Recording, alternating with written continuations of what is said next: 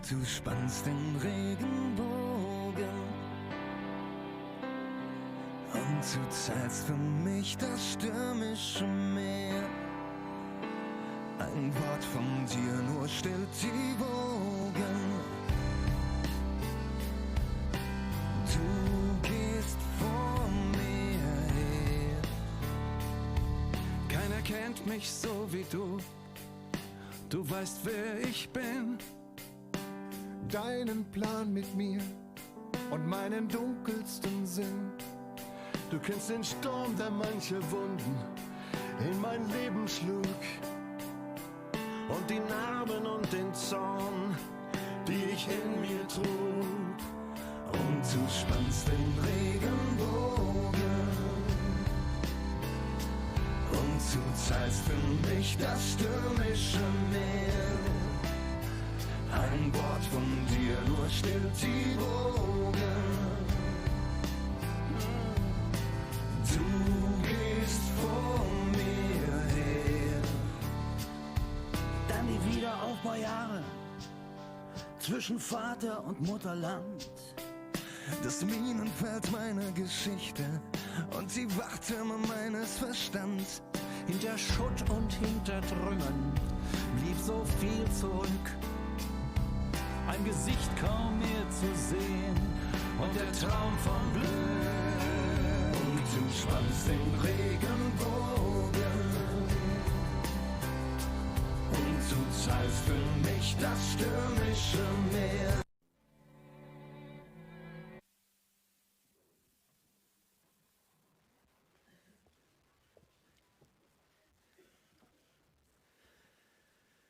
Ja, wir dürfen heute den neuen Josia Guyer segnen.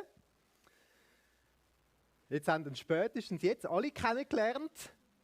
Es ist immer etwas Schönes, wenn wir ein Kind segnen dürfen. Es hat so verschiedene Bedeutungen, die in dem inne sind. Das eine ist natürlich von euch als Eltern, dass ihr den Wunsch habt, dass man den Noe unter den Segen von Gott stellen darf. Auch den Wunsch, dass Gott wirken, dass er Gott mal kennenlernen darf, immer mehr in dem Alter, wo er ist. Also in dem Sinne auch von euch als Eltern ein Statement. Wir wollen den Noe Jesus näher bringen. Es ist aber auch von uns als Gemeinde. Wir sagen nicht den Noe als Gemeinde. Und wir wollen das sagen, ihr als Familie, den Noe als Kind, als Bub, soll da einen Platz haben, soll da Jesus kennenlernen dürfen.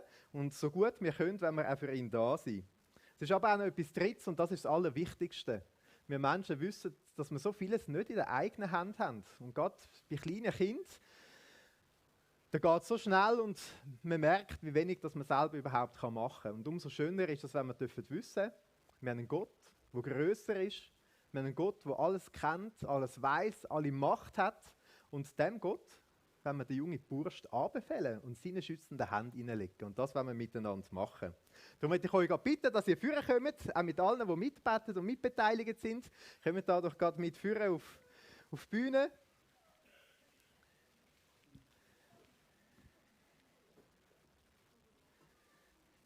Ich gehe ein bisschen rüber, dann könnt ihr alle da ein bisschen nachrutschen.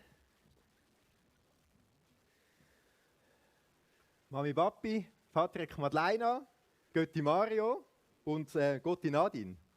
So sind wir alle da vorne. Jetzt sehen wir auch den Prachtskerl noch in live. Guten Morgen. Ihr habt mir gesagt, dass euch der Name viel bedeutet, auch was die Bedeutung des Namens ist. Und da bin ich natürlich schnell gegangen. Und das ist, ihr habt einen sehr schönen Namen ausgesucht, eine interessante Sache, Noe. So wie ihr es auch schreibt, ist ja die italienische Name von Noah, eigentlich Noach. Und der Name, das bedeutet ausruhen, beruhigen. Wie Gott auch vielleicht zur Ruhe kommen. Und das ist natürlich schön, wenn das am Noe auch passieren darf, dass er für Gott immer wieder zur Ruhe kommen darf. Ist aber auch einer, der hat Gott gebraucht, um einen gewaltigen Rettungsplan auszuführen. Also manchmal überlegt man sich, eben auch eine Berufung im Namen hinein steht. Josia, von Hebräisch Joshiahu, der Herr hat geheilt. Und auch das finde ich sehr schön, wenn Heilung da sein darf. Wir Menschen denken oft an äußere Heilung, aber auch das Herz braucht Heil. Es braucht Heilung bei Gott. Der Josia in der Bibel, das war ein König, der hat recht Gas gegeben. Der hat plötzlich im Tempel die alten Schriftrollen gefunden und gemerkt, wir als Volk leben überhaupt nicht, wie es Gott will. und hat eigentlich einen riesen Umbruch angeführt, dass das ganze Volk wieder zurückgekommen ist zu Gott. Und das wünschen wir natürlich auch am Noe, dass er in der Bibel entdecken, was Gott sagt und dann auch entsprechend handeln. Vielleicht je nachdem mal alles über den Haufen rühren. Ihr habt gesagt, ihr wollt gerne auch persönlich noch etwas sagen. Und darum gebe ich euch jetzt gerade das Mikrofon. Für uns ist der Noe eine mega Gebetserhörung. Wir haben so unglaublich Freude an ihm. Und freuen uns auch jeden Tag. Manchmal ist es auch mega anstrengend, klar. Aber meistens haben wir grosse Freude an ihm. Und wir sind Gott mega dankbar. Aber unser grösstes Gebetsanliegen ist jeden Tag, dass wir von Gott Weisheit empfangen, dass wir richtige Entscheidungen treffen in der Erziehung von ihm, dass er nicht nur in unserer Gesellschaft gut klarkommt, dass er groß und selbstständig wird, sondern in erster Linie, dass er unseren Gott kennenlernen darf, dass er aufwachsen und lernen, was für einen liebenden Gott wir haben. Darum möchten wir ihn auch unter Gottes Schutz stellen und um sein Segen bitten und um Weisheit in der Erziehung bitten. Möchtest du auch noch etwas sagen, oder ist das euer älteres Statement gewesen? Es ist ein super älteres Statement, aber ja, wir sind mega dankbar. Ich freue mich schon auf all die Abenteuer, die wir zusammen erleben. Ich staune jedes Mal wieder, wie krass das ist, wie Jesus uns geschaffen hat als Menschen. Und dass alles funktioniert. Ich habe es schon mal erwähnt, dass er sich anfängt zu erkennen im Spiegel, dass er sich anfängt zu entdecken, dass er sich anfängt zu drehen und die ganze Mechanik, wie das funktioniert und wie das einfach irgendwann checkt. Das ist mega, mega krass. Wir zweifeln nicht daran, dass es einige Abenteuer wird geben. Ich lese aus dem Markus 10, da heißt es: Und sie brachten Kinder zu ihm, zu Jesus, damit er sie anrührte. Die Jünger aber fuhren sie an. Als aber Jesus es sah, wurde er unwillig und sprach zu ihnen: Lasst die Kinder zu mir kommen, wehrt ihnen nicht, denn solchen gehört das Reich Gottes. Wahrlich, ich sage euch, wer das Reich Gottes nicht annimmt wie ein Kind, wird dort nicht hineinkommen. Und er nahm sie in seine Arme, legte die Hände auf sie und segnete sie. Und das wollen wir auch miteinander machen. Wir wollen für den Noe um das Segen von Gott bitten. Wenn ich darf, nehme ich ihn gern zu mir. Grüezi, junger Mann. Darf ich das Mikrofon schon mal weitergeben? Ich komme da ein bisschen in die Mitte, genau. Mario, du bettest auch, gell? Der Wappi, für euch als Eltern. Und ich darf dann auch für uns als Gemeinde Gott um sein Segen bitten. Und ich schlage vor, wir gehen das Mikrofon gerade rüber an Mario, dass du starten darfst. Und als Gemeinde stehen wir doch auf. Es soll sein ein Gebet von uns als Gemeinde um den Segen vom Noe, von dem jungen Mann. Danke, Vater, dass wir heute da sein dürfen. Danke, dass wir den Noe als Gemeinde segnen dürfen. Danke, dass du ihn so wunderbar geschaffen hast. Und danke, dass die Gemeinde auch hinter der Familie steht, wenn es mal ein bisschen weniger locker zu und her geht, dass sie der Familie den Rücken frei halten. Bitte, Vater, behüte du die junge Familie, ganz besonders auch den Noe. Lass den Noe gesund aufwachsen und begleite du den Noe durch sein Leben und bleib ihm immer treu. Und Noe, ich segne dich im Namen Gottes. Mögest du deinen Vater im Himmel schon früher kennenlernen. Mögest du ihm dein Leben anvertrauen und den Weg mit ihm gehen. Mögest du immer nach Gottes Willen fragen und nach ihm handeln. Mögest du Gott bei kleinen und bei grossen Entscheidungen mit einbeziehen und ihm vertrauen. Möge sich deine Familie und deine Mitmenschen immer gut um dich kümmern. Ich habe dich sehr gern neu. Amen.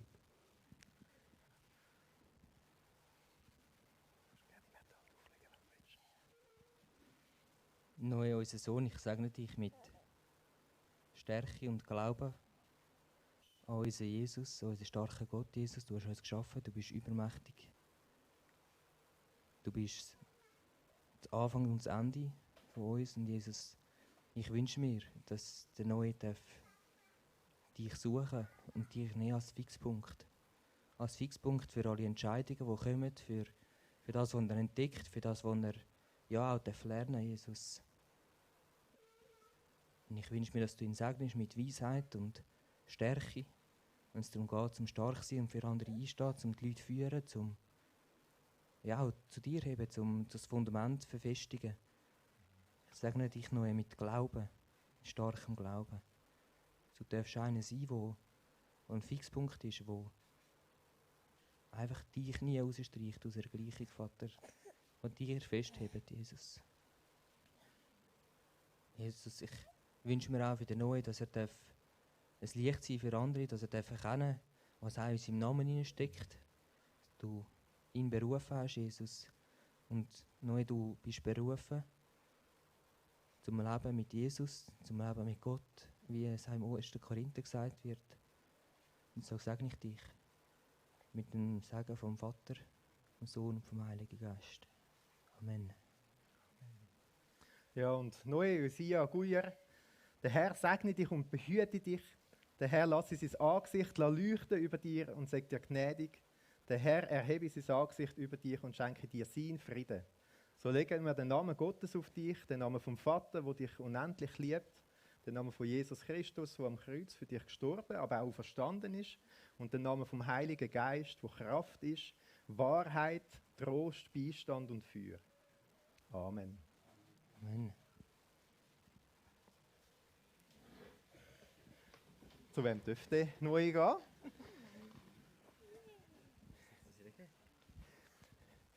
Danke vielmals, Götti und Gotti. Ihr müsst noch kurz warten. Wir möchten euch noch etwas mitgeben. Und zwar haben wir ein kleines Geschenkchen. Das sind die Phasenkarten vom Bund FEG. Der Christian Zwicky, der das entwickelt hat, der sagt, jede Phase, alles ist eine Phase, oder? Jede Phase hat seine Chancen und es ist cool, wenn man die Chancen nicht verpasst. Und darum hat es da für jedes Alter ein Kärtchen drin, wo es sich lohnt, zum Hineinschauen, was dort gerade die Chancen ist. Und das Zweite, wir möchten am Noé natürlich auch einen Vers aus der Bibel zusprechen. Wir möchten, dass er ein starker junger Mann wird. Und darüber heißt es im 2. Korinther 12,9: Meine Gnade genügt dir, denn meine Kraft kommt in Schwachheit zur Vollendung. Und das wünschen wir dir, Noé. Ja, ich denke, es wird ein starker, lebendiger, abenteuerlustiger Kerl, der vieles vielleicht auch anstellt. Mal schauen. Aber das Wissen dürfen, Gnade von Gott allein genügt. Und das ist das, was wirklich stark macht. Das wollen wir euch so mitgeben. Gern geschehen und wünschen euch ein gesegnetes Zusammensein mit der Familie.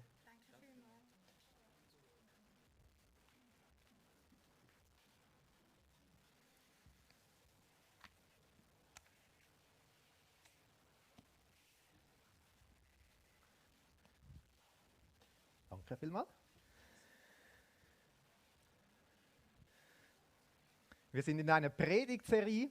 Das ist heute der Abschluss zum Thema Gebet, Beten, Kampf auf den Knien. Es gibt so viele Dinge, die können wir nicht mit Kraft oder mit Macht regeln. Da müssen wir einfach zu Gott kommen und ihn darum bitten. Deshalb Kampf auf den Knien. Wir haben in dieser Serie verschiedenen Leuten über die Schultern geschaut, wie sie diesen Kampf leben. Einem verzweifelten König, einem Ehepaar aus der heutigen Zeit haben wir über die Schultern geschaut. Dann haben wir Jesus über die Schultern geschaut, der gerungen hat im Garten Gethsemane. Wir haben einem feurigen Missionar über die Schultern geschaut. Letzten Sonntag haben wir, wem haben wir über die Schulter geschaut? Das muss ich selber gerade studieren. Der Gemeinde, genau, der Gemeinde, da hat die Erde nur noch gebebt. Und heute wollen wir eine Frau über die Schultern schauen. Eine Frau, die traurig ist. Wir tauchen da ein in eine Situation, eine spezielle Situation. Es ist genau vor 3129 Jahren, wo diese Geschichte passiert. Und es ist eine unglaubliche Frau, die kann uns so viel lehren. Es ist aber auch spannend zu sehen, auch sie ist absolut keine perfekte Frau. Es geht auch um kleine Kinder, das passt ganz gut heute. Und bevor wir in diese Predigt starten, möchte ich beten. Danke, Jesus, dass du jetzt da bist. Und wenn wir über Gebet reden, über Gebet nachdenken, dann geht es darum, dass wir mit dir als lebendigem Gott sprechen. geht darum, dass du heute hier bist und mitten unter uns wirkst und dass du auch zu uns reden willst. Und das bitte ich dich für diesen Morgen, für diese Predigt, für diesen Gottesdienst. Öffne unsere Herzen und rede du das, was du vorbereitet hast. Amen. Ja, wir tauchen da ein in eine Geschichte, die liegt lange zurück. Und es ist eine interessante Situation da in Israel. Das gibt ein Zentrum in Silo, da steht die Bundeslade, es gibt einen Priester, der ist schon sehr alt, 2 Söhne, die eigentlich dem nachfolgen sollten oder diese Aufgabe übernehmen sollten. Und die machen das sehr schlecht, die nützen das aus, die machen da Missbrauch, die nehmen die Dinge nur für sich. Es ist so, die Leute wollen gar nicht mehr hingehen da zu Gott, zum Gottesdienst und Gottesdienst feiern, weil die nervt das sowieso. Es läuft schief, es ist eigentlich eine ungöttliche Situation, es geht alles so wie ein bisschen bergab. Und mitten in dieser Situation gibt es eine Familie, die sagt, wir lassen uns davon nicht aufhalten und folgen trotzdem diesem Gott nach. Glauben an ihn, halten an ihm fest. Und das ist ja heute auch oft so, das wünschen wir natürlich für euch jetzt als Familie mit Noé, aber für uns alle auch wenn die Umstände manchmal widrig sind. Wenn es gottlos scheint, wenn es sogar in der Kirche manche Dinge falsch laufen, wir denken, na, da will ich gar nicht mehr hingehen, dass uns nichts hindert, an Gott festzuhalten.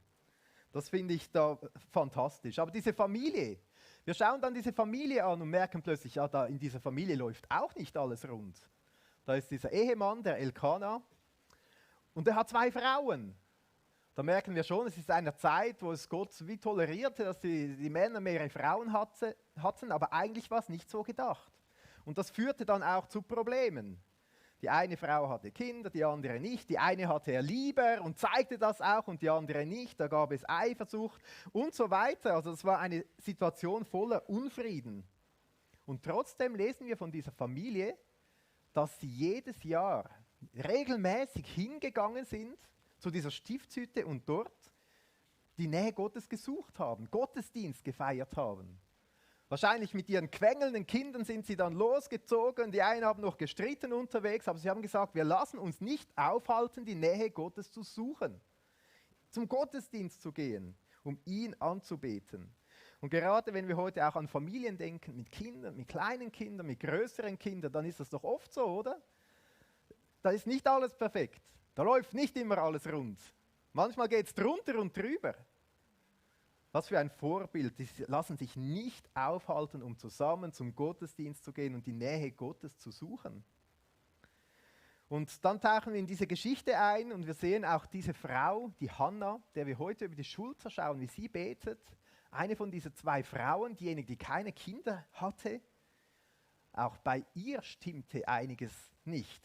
Wir kommen da gleich in diese Situation hinein. Die sind da eben zur Stiftshütte hingegangen, die haben da geopfert und dann haben sie zusammen das Opferfleisch gegessen und der Ehemann, der dachte, er muss dieser Hannah zeigen, dass er sie speziell gerne hat und gibt ihr doppelt so viel von dem Fleisch. Aber natürlich wurde dann die andere wieder eifersüchtig und so weiter. Da steigen wir jetzt mitten in diese Szene mit ein. Vielleicht könnt ihr euch etwas da vor Augen malen und wir schauen mal, wie sich das Ganze da abspielt. Wer will, darf mitlesen. 1. Samuel, Kapitel 1.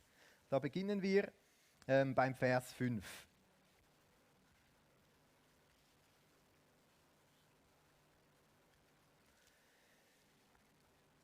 Der Mann, aber Hannah gab er einen besonders großen Anteil. Denn Hannah hatte er lieb, aber der Herr hatte ihren Mutterleib verschlossen. Und ihre Gegnerin, fragen sich alle, wer ist das? Das ist die andere Frau in diesem Haushalt. Die reizte sie mit vielen Kränkungen, um sie zu demütigen, weil der Herr ihren Mutterleib verschlossen hatte. So geschah es Jahr für Jahr. Immer wenn sie zum Haus des Herrn hinaufzog, reizte jene sie. Dann weinte sie und aß nicht. Aber Elkana, ihr Mann, sagte zu ihr, Hannah, warum weinst du und warum isst du nicht? Und warum ist dein Herz betrübt? Bin ich dir nicht mehr wert als 10 Söhne? Ich habe mich gefragt, ob das wirklich einfühlsam ist, oder? Ihr merkt eine Situation, es läuft wirklich nicht perfekt. Und jetzt schauen wir dieser Hannah über den Rücken. Wir lesen davon, von der Schmach eigentlich, die sie hatte, wie sie gereizt wurde von ihrer Gegnerin. Also innerhalb von der Familie wird von Gegnerin gesprochen. Wir lesen davon, wie sie auch gedemütigt wird in dieser Situation. Wir lesen dann aber auch, wie sie darauf reagiert. Sie zieht sich zurück, sie weint und sie isst nichts. Also so wie das da kurz beschrieben ist, hat man fast das Gefühl, sie stürzt sich auch so in ein Selbstmitleid hinein. Und später, wenn wir weiterlesen, heißt es auch, dass ihre Seele verbittert war. Also irgendwie hat sich an gar nichts mehr Gutem auch festhalten können, hat sich da richtig so in fast etwas hineingeschlittert. Auch wenn die Situation natürlich alles andere als gut war. Wenn wir in der Bibel schauen über Verbitterung, ist spannend, im Hebräer wird das aufgenommen, im Hebräerbrief im Neuen Testament, da heißt es, und achtet darauf, dass nicht jemand an der Gnade Gottes Mangel leidet, dass nicht irgendeine Wurzel der Bitterkeit aufsproßt und euch zur Last wird und durch sie viele verunreinigt werden. Also das steht eigentlich, weshalb man auch in der Herausforderung keine Bitterkeit haben muss, weil man hat die Gnade Gottes. Wenn man an Gott glaubt und Gott kennen darf, wenn man mit Gott unterwegs sein darf, wenn man Jesus Christus kennenlernt und man erlebt, was er für eine Gnade hat, dann ist das das Allergrößte und Beste, was jeder haben kann. Aber diese Hannah ist da und sie wird bitter in ihrem Herzen, sie frisst sich in sich hinein, wahrscheinlich gibt sie den anderen die Schuld, vielleicht sogar Gott gibt sie die Schuld, keine Ahnung. Ich würde sagen, Hannah, geh in die Seelsorge, da muss man drüber reden, da kann man etwas machen, mit Gott auch im Gebet. Aber was ganz interessant ist, diese Hannah lässt sich nicht aufhalten. Sie nimmt das Heft in die Hand und sie wird dann mit ihrer Not zu Gott gehen und ins Gebet gehen. Und das kennen wir auch im eigenen Leben, läuft auch manchmal einiges schief. Wir haben Herausforderungen, etwas geht nicht nach dem guten Plan, die anderen Leute greifen einem an, reizen einem und so weiter. Wir werden vielleicht sogar bitter. Wieso geschieht das mir? Wieso bin ich der Arme? Denkt Gott nicht mehr an mich und so weiter. Und dann trotzdem zu sagen, nichts darf mich davon abhalten, zu Gott zu gehen, seine Nähe zu suchen. Und das ist so dieser erste Punkt. Das ganze Volk, das war völlig gottlos, aber die Familie sagt, wir halten an diesem Glauben an Gott fest. Und sie gehen mit der ganzen Familie hin und feiern Gottesdienst, obwohl in der Familie vieles schief läuft. Aber sie sagen, wir halten daran fest, wir wollen zusammen Gottesdienst feiern und die Nähe Gottes suchen. Und auch diese Hannah, wir kennen ihre Situation da ganz kurz geschildert, eine schwierige Situation. Aber sie irgendwie stürzt sich noch mehr da hinein und sagt aber trotzdem suche ich die Nähe zu Gott. Also mit diesem ganzen Unfrieden sucht diese Hannah trotzdem die Nähe zu Gott.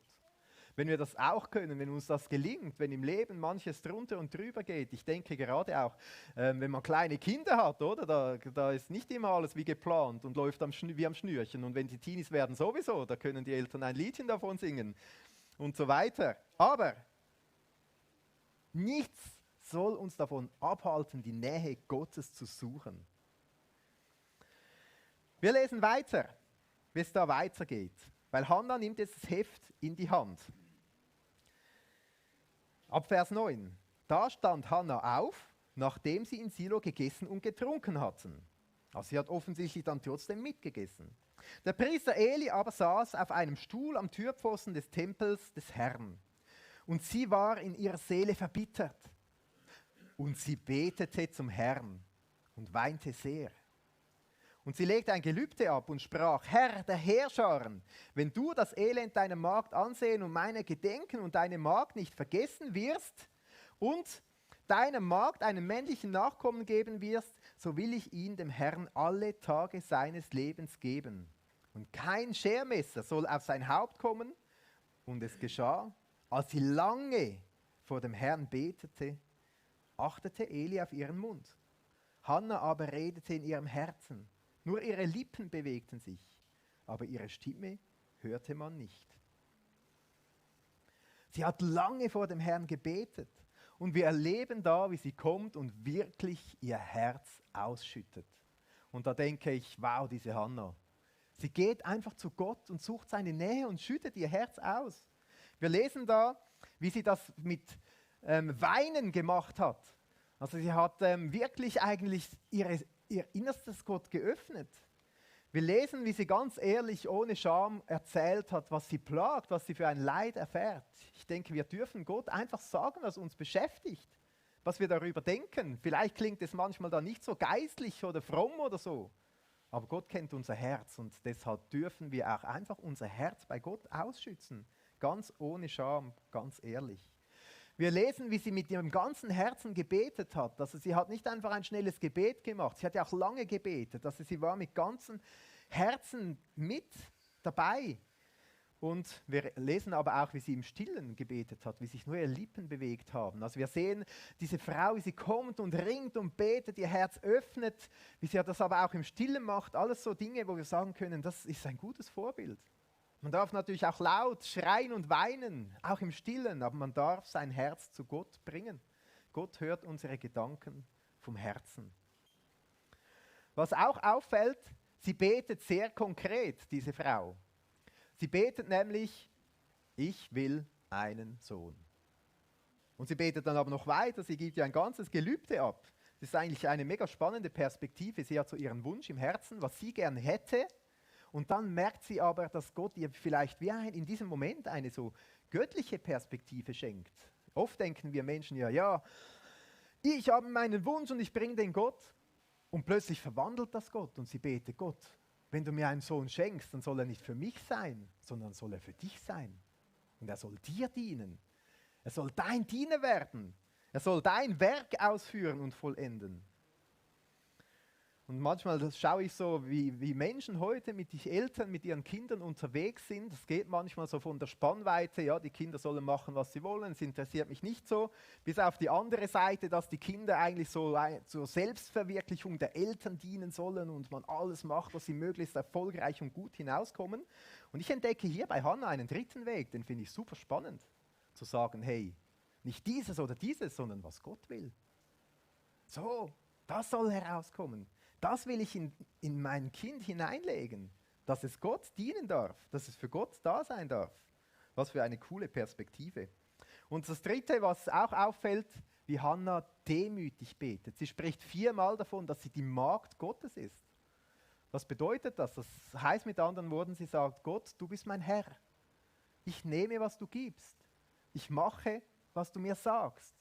Ich unterordne mich dir. Das ist die Haltung, die Hannah hier hat. Sie bringt eine Bitte und sie sagt, ich bin deine Magd. Tu, was du willst. Also auch so ein Vorbild, das Herz einfach bei Gott ausschütten.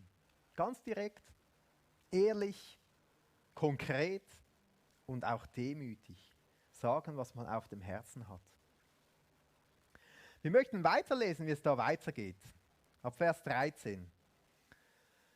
Da heißt es, da meinte Eli, sie sei betrunken.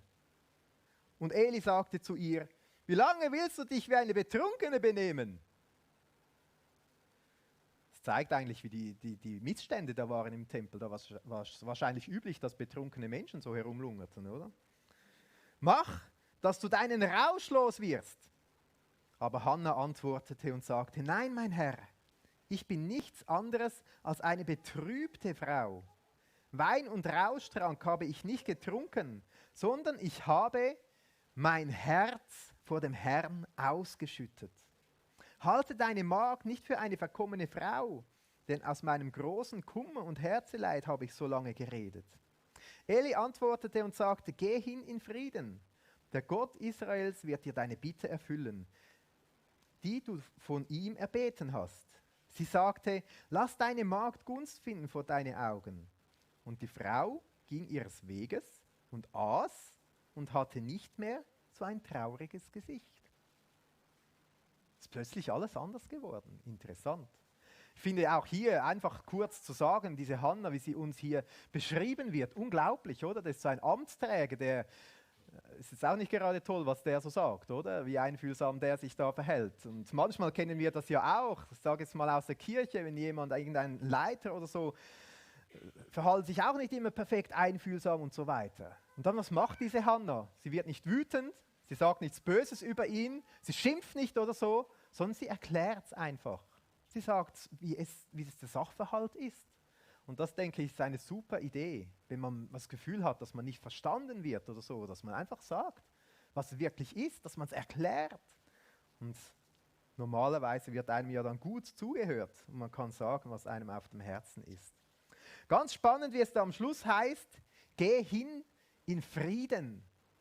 Also diese Situation, die so voller Unfrieden angefangen hat, die ändert sich und es kommt so richtig Frieden hinein. Und das finde ich etwas sehr Schönes, wenn wir hier sehen dürfen, wie Frieden in diese Situation hineinkommt. Und Hannah hat das erlebt, was im Neuen Testament immer wieder beschrieben wird. Zum Beispiel im 1. Petrus 5,7 wird uns gesagt, alle eure Sorgen werft auf ihn, werft auf Jesus, denn er sorgt für euch. Die Sorgen einfach auf Jesus werfen. Dann sind sie losgelassen. Oder in Philipper 4, 6-7, was heißt, seid um nichts besorgt, sondern in allem sollen durch Gebet und Flehen mit Danksagung eure Anliegen vor Gott kund werden. Und der Friede Gottes, der allen Verstand übersteigt, wird eure Herzen, eure Gedanken bewahren in Christus Jesus. Und ich frage mich bei dieser Hannah, wie sie da gegangen ist, aus diesem Gespräch herausgegangen ist. Sie hat ihre Bitte vor Gott gebracht. Sie hat so eine Zusage von Eli, wie hat sie sich von dem gehalten? Hat sie gedacht, moll, das wird zutreffen? Oder war da so wenig Gottesfurcht mehr an diesem Ort, dass sie gedacht hat, ja, was bringt das? Aber irgendwie ist sie gegangen und hatte Frieden in ihrem Herzen. Vielleicht wusste sie einfach, Gott wird für mich schauen. Gott hat den besten Plan. Er ist hier, bei ihm findet mein Herz Ruhe. Und es gibt so einen Frieden ins Herz, der den Verstand übersteigt. Wir würden sagen, erst wenn ein Kind da ist, ist der Frieden gekommen, oder? Das ist menschlicher Verstand. Aber Hannah erlebt hier etwas, was unseren menschlichen Verstand übersteigt. Ein göttliches Wunder. Sie geht im Frieden, obwohl sich äußerlich an der Situation nichts verändert hat. Und das finde ich so etwas Wunderschönes, wenn wir zu Gott kommen. Wenn wir unsere Sorgen auf ihn werfen, wenn wir vor ihm flehen und beten, unser Herz öffnen, was wir dann erleben dürfen, ist, so ein übernatürlicher Friede zu uns kommt. Eine Ermutigung, wirklich auch mit unseren Sorgen Gott und seine Nähe zu suchen und nicht zu lange zu warten. Das heißt ja dann auch, sie hat gegessen und getrunken und hatte nicht mehr so ein trauriges Gesicht. Also man hat es ihr wirklich auch äußerlich dann angesehen. Es hat etwas verändert an ihrer Ausstrahlung. Und das war auch so ein Gedanke, Gott schenkt Frieden. Gott möchte seinen übernatürlichen Frieden uns mitgeben. Und jeder hat so Situationen, vielleicht hast du schon nächste Woche vor Augen, wo du merkst, da kommt nur Stress, Herausforderung. Und da mit Gottes Frieden hineinzugehen, was für eine coole Sache. Und dann geht der Text weiter. Es wird dann beschrieben, wie sie nach Hause gehen und irgendwie haben die tatsächlich auch Sex gehabt und so. Also auf jeden Fall kommt ein Baby auf die Welt. Und plötzlich ist es ein junger Knabe, bekommt einen Namen, Samuel, und diese Hannah, die investiert sich richtig darin, ihr Gelübde zu erfüllen. Das heißt, sie erzieht ihn, bis er eigentlich nicht mehr so gestillt werden musste und von dem Kindsein entwöhnt war und brachte ihn dann zum Tempel. Und das finde ich schon eine sehr coole Situation. Ich lese hier nicht den ganzen Abschnitt, aber am Ende dieses Abschnittes, wo sie ihn dann gebracht hat, dort heißt es, am Vers 27, um diesen Jungen habe ich gebetet, und der Herr hat mir meine Bitte erfüllt, die ich von ihm erbeten habe. So habe auch ich ihm dem Herrn wiedergegeben. All die Tage, die er lebt, soll er dem Herrn gehören. Und sie beteten dort den Herrn an. Wir waren kurz da, sie mit Frieden von dieser Stiftshütte losgezogen. Das Baby kommt auf die Welt. Jetzt vielleicht 8 Jahre später bringt sie ihn zurück. Ich habe mich gefragt, was hat sie 8 Jahre lang gemacht, bis das Kind so von seiner Kindheit entwöhnt war. Also sie hat wahrscheinlich alles gemacht, um ihn in diesen 8 Jahren darauf vorzubereiten, dass er dann mal in dieser Stiftshütte leben wird. Sie muss ihm viel von Gott erzählt haben, wer dieser Gott ist. Wieso es sich lohnt, diesem Gott zu gehören, ihm zu dienen. Sie wird wahrscheinlich viel für ihn gebetet haben, auch dann über das 8-jährige Sein hinaus. Sie wird ihn wahrscheinlich auch auf diese Berufung vorbereitet haben, gesagt haben, ja, jetzt kommt dann bald der Zeitpunkt, dann werde ich dich dorthin bringen. Und dort darfst du ganz neu beim Herrn sein und ihm dienen. So eine Abschiedssituation, wahrscheinlich auch schwer gefallen, oder? Und ich habe mir gedacht, das ist wirklich gut. Es ist wirklich gut, wenn wir an unsere eigenen Kinder denken. Wenn du Eltern bist von deinen leiblichen Kindern, aber auch von sonst Kindern in deinem Umfeld oder von den Kindern, die wir in der Gemeinde haben. Was geben wir ihnen mit? Erzählen wir ihnen von Gott, dass sie ihn kennenlernen dürfen. Ich glaube, das ist so etwas Wichtiges. Beten wir regelmäßig für sie. Und dann auch Berufung, dass er Gott dienen darf in seinem Leben.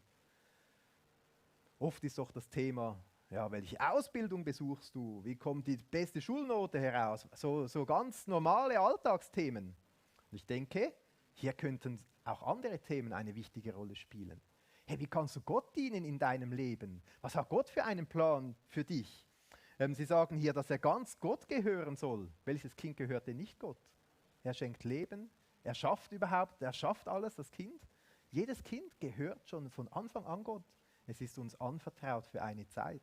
Und das finde ich eine recht coole Perspektive, zu sagen, dieses Kind soll Gott gehören und Gott dienen. Und das soll auch mein Gebet sein, mein Gespräch, den Kindern von Jesus erzählen, dass sie ihn kennenlernen dürfen, dass sie erfahren, wie sie auch den Frieden bei Gott finden können, wie sie ihr Leben Jesus geben können.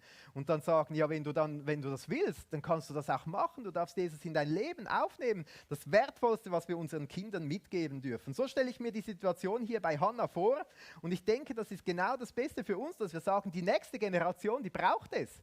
Oft schauen wir in die Welt und sagen, es läuft so vieles schief, das ist nicht gut, was hier alles passiert und so weiter. Umso wichtiger doch, dass wir sagen, die Welt braucht Leute, die für Jesus brennen, die das Evangelium bringen, die die beste Hoffnung den Menschen bringen. Und umso mehr müssen wir uns doch investieren, dass immer wieder die nächste Generation bereit ist und durch die Decke geht, noch viel mehr, als wir das in unseren alten Generationen tun oder getan haben. Und deshalb dieser eine kurze Punkt, die nächste Generation, die soll für Jesus brennen und da sein. Und das ist das Coolste, was passieren kann. Auf jeden Fall, diese Hannah hat dann so ihr Gelübde erfüllt und gesagt, Samuel, geh in den Tempel. Und wer die Geschichte schon kennt oder wer sie nicht kennt, soll sie mal lesen, da im 1. Samuel. Es ist unglaublich, was für eine Wirkung Samuel auf das ganze Volk Israel hatte. Was da losgegangen ist in dieser, eigentlich mitten in dieser Misere. Weil eine Familie, eine Frau gesagt hat, nicht was ich will soll geschehen, sondern was du willst, Gott soll geschehen. Die Nähe zu Gott gesucht hat und mit Gott vorwärts gegangen ist. Und dann lesen wir weiter, es gibt noch ein zweites Gebet von Hannah. Nicht nur ihr Herzausschüttegebet. Es war wirklich eine Beterin, diese Frau. Wenn wir im nächsten Kapitel lesen, Kapitel 2, dann beginnt ein riesiges Lobgebet. Sie hat gelobt und gepriesen. 11 Verse lang geht das. Sie sagt zuerst, wer Gott ist, wie er ist. Dann sagt sie, was Gott alles für gute Sachen tut. Und am Schluss sogar noch prophetisch, was Gott tun wird in Zukunft. Wir wollen da mal die ersten Verse einfach zusammen lesen. Und es ist unglaublich interessant, wenn wir in dieser Situation wären. Ich würde vielleicht beten, oh danke Gott, dass du mir dieses Kind geschenkt, und ich würde Danke sagen für den kleinen Samuel und so weiter und so weiter. Das Wort Samuel kommt in diesem Lobgebet gar nicht vor. Sie wird plötzlich so dankbar und zu Gott hingezogen, dass sie wie Gott vor Augen sieht. Sie spricht immer wieder von Gott, was er getan hat. Auch von sich selber spricht sie nur ganz am Anfang. Und ist dann aber ganz fasziniert von diesem allmächtigen, großen Gott, der so große Wunder tut. Und staunt über ihn. Es ist so ein eindrückliches Gebet. Ein paar 1000 Jahre später, 1000 Jahre später etwa, als Jesus auf die Welt gekommen ist, hat auch eine Mutter gebetet, die Maria, und hat mehr oder weniger dieses Gebet übernommen, sich davon inspirieren lassen und das auch gebetet. Also es ist eigentlich ein unglaubliches Gebet, das diese Hannah hier betet, und es ermutigt mich einfach auch zu sagen, wir wollen auch diesen Gott loben und preisen, der auch heute Wunder tut und große Dinge tut. Und sie beginnt hier zu beten. Und Hannah betete und sprach, mein Herz jauchzt in dem Herrn, mein Horn ist erhöht in dem Herrn. Das heißt, Gott schenkt mir Ansehen. Mein Mund hat sich weit aufgetan gegen meine Feinde, denn ich freue mich über deine Hilfe. Keiner ist heilig wie der Herr, denn außer dir ist keiner. Und kein Fels ist wie unser Gott. Häuft nicht Worte des Stolzes, noch gehe Freches aus eurem Mund hervor. Denn der Herr ist ein Gott des Wissens und von ihm werden die Taten gewogen. Und so geht dieses Gebet weiter und weiter und weiter. In diesen 3 Versen stecken viele Dinge drin, die sie sagt, so ist Gott, so habe ich Gott kennengelernt. Sie sagt, ich habe Gott kennengelernt als einen heiligen Gott, einen vollkommenen Gott, einen reinen Gott. Es kann sein, dass das manchen Menschen Angst macht, wenn sie an Gott denken, der heilig vollkommen ist. Weil sie denken, so bin ich nicht. Das kann sogar furchterregend sein. Es kann auch Ehrfurcht geben. Für Leute, die Jesus kennengelernt haben, die Vergebung von ihm erhalten haben, ist das aber etwas so Ermutigendes zu wissen, bei Gott ist nichts Falsches. Bei Gott ist nur Richtiges. Es ist kein Verderben bei Gott, keine Dunkelheit, keine Lüge. Dafür Erbarmen, Gnade, Hoffnung. Und im 1. Petrus heißt es dann sogar, seid heilig, denn ich bin heilig. Eine Ermutigung, dem nachzueifern, weil Gott in einem wirkt. Sie merkt dann auch, Gott ist nicht nur heilig, sondern er ist der einzige Gott. Es gibt keinen anderen Gott außer dir. Sie sagt mit anderen Worten, alle meine Ehre und alle Anbetung, die ich habe, will ich nur Gott geben und keinem sonst. Sie spricht davon, dass Gott wie ein fester Fels ist, dass es außer Gott niemand gibt, der Halt bieten kann. Ein Bild, das in der ganzen Bibel weit verbreitet ist. Gott ein Fels, ein Ort des Zufluchts, des Halts, der Sicherheit, wo man fest steht, auch des Schutzes. Sie redet weiter davon, dass Gott alles weiß, ein Gott des Wissens. Also auch meine Nöte, meine Ängste, mein Schicksal, mein Leid, dort wo andere Personen mich reizen, auch das weiß Gott. Auch das darf ich ihm bringen. Aber er weiß auch, was er alles Neues tun wird, was er Neues schaffen möchte. Sie sagt, Gott ist ein gerechter Gott. Er ist derjenige, der wiegt. Also in so wenigen Versen hat sie eine unglaublich tiefe Erkenntnis darüber, wer Gott ist und wie Gott ist und betet Gott an dafür, was er ist und wie er ist und was er getan hat. Und ich denke, das ist auch so etwas, wenn wir in diese Geschichte von Hannah schauen, wenn wir ihr über die Schulter schauen, sie schüttet ihr Herz bei Gott aus. Aber sie kommt auch und lobt und preist Gott, für wen er ist, für was er ist und für was er tut. Das so 5 Punkte aus diesem kleinen Einblick in diese Geschichte. Das erste, diese Priorität. Nichts soll uns als Familien, sage auch als Gemeinde, aber jeden persönlich davon aufhalten, die Nähe Gottes zu suchen. Das zweite, das Herz darf wirklich bei Gott ausgeschüttet werden, mit allem, was uns bewegt und beschäftigt. Das dritte, Gott möchte Frieden schaffen. Ein Frieden, der unseren menschlichen Verstand übersteigt. Ein viertes, die nächste Generation, dass die durch die Decke geht für Jesus. Und ein fünftes, lobe und preise Gott. Ich will dich fragen, gibt es einen Punkt, der dich heute anspricht? Ich will nicht, dass du alle 5 Punkte mitnehmen willst, aber dass du kurz in dich gehst und sagst, Jesus, welchen Punkt willst du mir heute mitgehen? Was ist für mich dran? Was willst du mir sagen? Wo darf ich einen Schritt vorwärts gehen? Willst du mich zu dir rufen, um mein Herz richtig auszuschütten? Oder habe ich vielleicht viele Dinge, die mich abhalten davon, die Nähe Gottes zu suchen? Und darfst du sagen, hey, ich will das überwinden und es darf mich nichts davon abhalten. Vielleicht brauchst du auch diesen Frieden von Gott. Dann will ich dir sagen, suche die Nähe von Gott, schütte dein Herz bei dir aus, suche ihn. Er wird sich finden lassen, will dir seinen Frieden geben, der allen Verstand übersteigt. Denkst du darüber nach, was aus seinen Kindern werden soll? Next Generation für Jesus. Und es soll aber auch eine Einladung sein, heute, hier und jetzt, aber auch im Alltag, Gott anzubeten, ihn zu loben und zu preisen. Wir möchten gleich beten. Ich möchte aber auch einladen während den nächsten Liedern. Es gibt 2 Leute, die auch hier sind für Ministry Time. Das bedeutet, die stehen dann hinten bereit mit so einem Badge und du darfst zu ihnen hingehen. Sie beten gerne für dich. Vielleicht willst du auch mit so einer Ermutigung gehen, dass jemand für dich um Segen bittet. Dann darfst du gehen und sagen, ich brauche den Segen von Gott. Ich will Frieden in diese Situation und diese Leute beten sehr gerne für dich. Vielleicht hast du auch ein anderes Anliegen, das dir jetzt gerade wichtig geworden ist und du merkst, du willst mit jemandem beten. Dann geh nach hinten und nutze dieses Angebot während den nächsten Liedern, das du gerne in Anspruch nehmen. Wir wollen aber auch zusammen singen, Gott loben und preisen und wir wollen in diese Zeit starten mit einem Gebet. Darf ich euch bitten, wenn ihr mögt, dazu aufzustehen.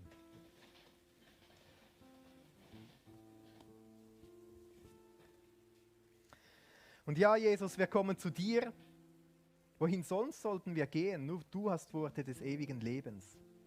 Nur du gibst einen Frieden, der unseren menschlichen Verstand und unsere menschlichen Möglichkeiten übersteigt. Und diesen Frieden brauchen wir, Jesus. Du siehst, was manchmal Dinge gibt, die im Weg stehen, dass wir zu dir kommen würden. Und wir bitten dich, dass du diese Dinge aus dem Weg räumst, aber dass du uns auch zeigst und Kraft gibst, dass wir auch selber Nein sagen können zu den Dingen, die uns aufhalten, zu dir zu kommen. Nichts soll im Weg stehen, um deine Nähe zu suchen. Und Jesus, ich will dir auch Danke sagen, dass wir mit offenem Herzen zu dir kommen dürfen. Dass wir unsere Sorgen auf dich werfen können. Dass wir unser Herz ausschütten, mit Weinen, mit Klagen, mit Flehen. Ganz ehrlich und direkt. Weil du liebst uns und du wünschst dir nicht mehr, als dass wir ehrlich und offen sind zu dir. Wir wollen dir auch Danke sagen, dass du etwas für uns bereithältst. Und Jesus, wir wollen auch dich in den Mittelpunkt stellen und deinen Namen groß machen. Dir gehört das Lob, dir gehört der Preis. Du bist der allmächtige Gott, der Leben schafft, der Frieden schenkt, der alles in der Hand hat. Du bist ein gerechter Gott, du bist ein heiliger Gott. Bei dir ist nichts Falsches, bei dir ist Wahrheit, bei dir ist keine Finsternis, sondern Licht. Bei dir ist Liebe. Vollkommene Liebe. Und wir wollen Danke sagen, dass wir immer wieder zu dir kommen dürfen und merken dürfen, du bist so ein großer Gott und es lohnt sich einfach auf dich zu schauen. Amen. Wer mag, darf gerne stehen bleiben. Lass uns zusammen singen. Jesus gebührt das Lob, ihm gebührt alles Lob. Das Leben fließt von ihm her, von seinem Thron. Machen wir seinen Namen groß.